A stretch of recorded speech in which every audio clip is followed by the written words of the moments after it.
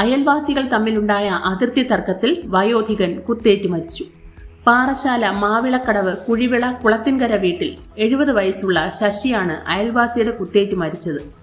ശശിയെ കുത്തിക്കൊലപ്പെടുത്തിയ മാവിളക്കടവ് പൂവണം എന്ന വീട്ടിൽ 45 വയസ്സുള്ള സുനിൽ ജോസിനെ പൊഴിയൂർ പോലീസ് പിടികൂടി.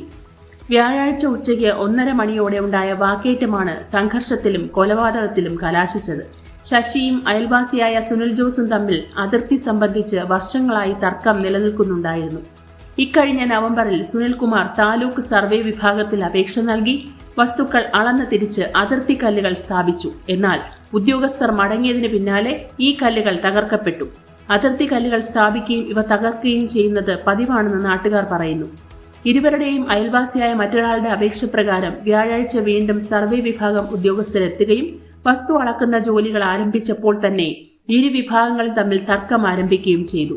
ഇരുവരും തമ്മിൽ വാക്കേറ്റം നടക്കുന്നതിനിടയിൽ പിക്കാസുമായി ഓടിയെത്തിയ ശശി സുനിൽ ജോസിന്റെ മതിലിലെ സിമന്റ് കല്ലുകൾ തകർക്കുകയും സുനിൽ ജോസിനെ ആക്രമിക്കാൻ മുതിരുകയും ചെയ്തു.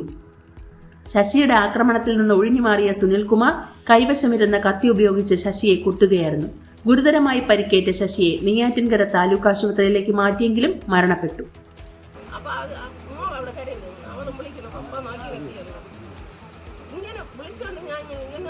ചാടാനും പറ്റില്ല. എന്നാലും ഞാൻ ചാടി അങ്ങ് ഇറങ്ങിപ്പോയി.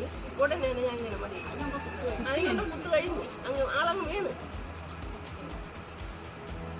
പിന്നെ ഒന്നും കണ്ണു തുറക്കുക പിന്നെ സംസാരിക്കുന്നു.